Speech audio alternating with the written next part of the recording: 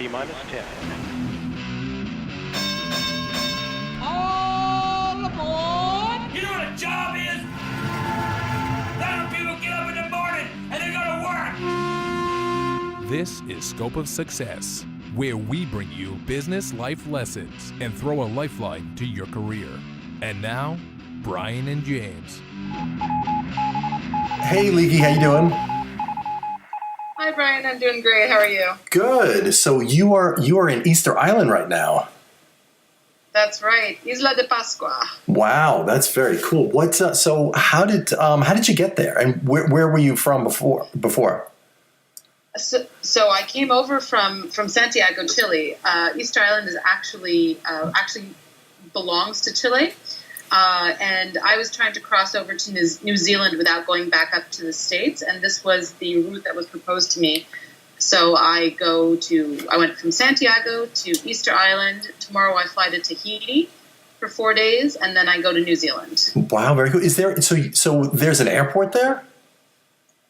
Oh yeah, there's a huge airport here. It actually has a runway that can potentially accept the Airbus because it was extended by NASA who wanted to have a runway that could land the space shuttle if ever they needed to. Oh wow! Oh, that's amazing. How big is this place? Is it like are there different towns, or is it just like one big town and just kind of little other areas? There's only one town called Hangaroa. There is no other city or town on the island. The rest of the island is basically the park. So basically the national park is the rest of the island. So there's only one town. There's a few farms on the center of the island, but for the most part, the island is incredibly accessible. I mean, it's really small. I rented a car today and drove this morning to see the sunrise at Aku Tangariki, and it took me 15 minutes driving. So oh, okay. And that's almost on the other side of the island. It's really tiny. Right. Oh, cool. What and how popular is it? Is it like very crowded, or is it kind of a small town feel? It's definitely got a small town feel. There are 10,000 people living here on the island, 3,000 of whom are Rapa Nui or have Rapa Nui blood. The rest are Chileans and some foreigners. But for the most part, it definitely has a small town feel. This is apparently the high season for travel, but my tour had 17 people on it. Nothing was ever not crowded, but for the most part, most of the sites that I visited, there was maybe just us and maybe 3 or 4 other people wandering around. So I've gotten some great pictures of just the moai themselves with nobody around. I'm really surprised that it's not crowded. I was expecting sort of a huge tourist industry, but they only get about 100,000 tourists a year. Okay, because I heard that Stonehenge is one of the kind of misconceptions about Stonehenge is that place is so crowded to go there. Oh, it is. I've been to Stonehenge when I was probably about 10, 15 years ago, and there was quite a few people. Right. You can't get anywhere close to the sculptures. You're probably about 100 meters away. Right. Yeah. I mean, I guess the proximity with Easter Island is a little bit more remote, so you're not going to get the traffic that they get, of course. Mm-hmm. And I was surprised because it was a 4.5-hour flight on a big plane. It wasn't. It is actually the most remote place on Earth. So the next possible island is 2,000 kilometers away, and it's called Picton, and it only has about 40 people who live on it. So what is that? We don't know kilometers here in the U.S. So what is that? Is that 1,000 miles? I think that's multiplied by 2.2 or divided by 2.2. Oh, okay. Yeah. We'll look that up later. But it's also a connector, though, right? As you were saying. Well, it's a connector in terms of the flights for me, because it allowed me to take a national flight staying in Chile to connect to an international flight which goes to French Polynesia. Oh, okay. So I'm surprised. I'm not surprised. I think there's only a few people here who I've met who are on the same flight as me tomorrow going to Tahiti. Most people, this is part of their Chilean trip So they're headed next to Patagonia, or they've just come from Patagonia, and they've been traveling Chile for the last couple of weeks. Oh, that's great! Wow, very cool. Have you seen any business connections or anything like that? Is there a PMI chapter on the island?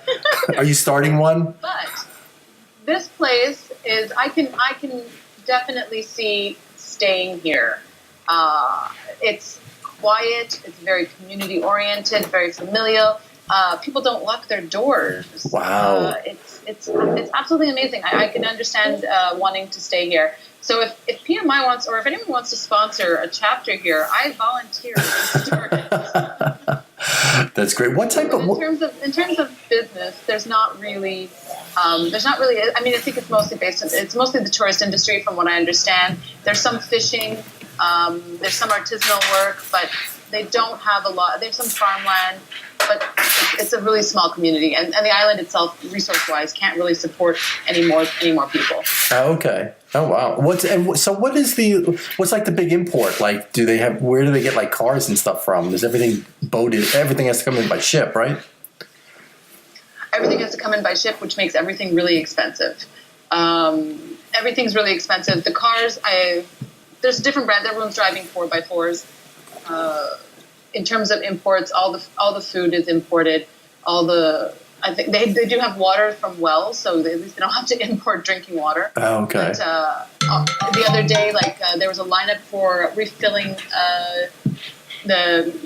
gas tanks for petrol for like barbecues and stuff. Oh, okay. Because the tanker must have come in or something, and it was a huge lineup of people trying to get their tanks filled. Right. Wow, that's great. Very cool. And the statues that are around the island, is there a specific area that they're in, or is it kind of randomly? It's the whole area. It's the entire island. The statues date from about 800 or 1200 AD, so they're actually a lot younger than I thought. I was expecting some sort of 5,000 before Christ, but they're really quite recent. They're only about 1,200 years old. And they date from a period where there was two different groups that had come over from French Polynesia, and they had this ceremony where this is what was explained to me. I didn't do any personal research, but when the head or the chief of the family died, they would erect this moai on the spot of where they buried him, and that would be to commemorate his leadership. So they're all over the island. They said there's about 400 lying in situ, and there was a total of 900 that they found. That's awesome. And so you could just kind of go around and explore and kind of discover anyone anywhere?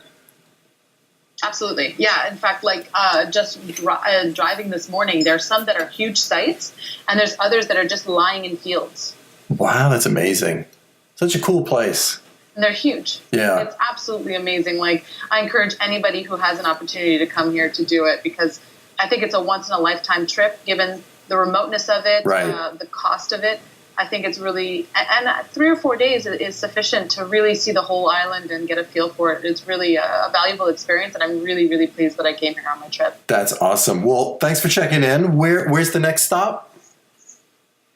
French Polynesia. Oh, awesome. Is that Bora Bora? Sorry, that is Bora Bora, but I'm not going to Bora Bora because that's quite an expensive trip. Oh, okay. I'm going to go to Tahiti, to the main island, for a night, and then I go to Moorea, which is the sister island next door. Oh, very cool. All right, excellent. Well, thank you for checking in. We just actually had a guest on the show. His name is Andrew Tarvin. I don't know if you heard it yet. He traveled around to every state, all 50 United States, and did a talking engagement at each one. So you got to check that out. That was pretty cool. I will as soon as I've got a stable internet connection again. Excellent. Well, thanks for checking in. There's not many options. Right. Well, thanks for checking in. And if anyone from the New Zealand chapters is listening, I'm headed there next, and I'm starting in Auckland, and I'm around. So get in touch. Excellent. Thank you, Aliki. Thank you. Take care. Bye.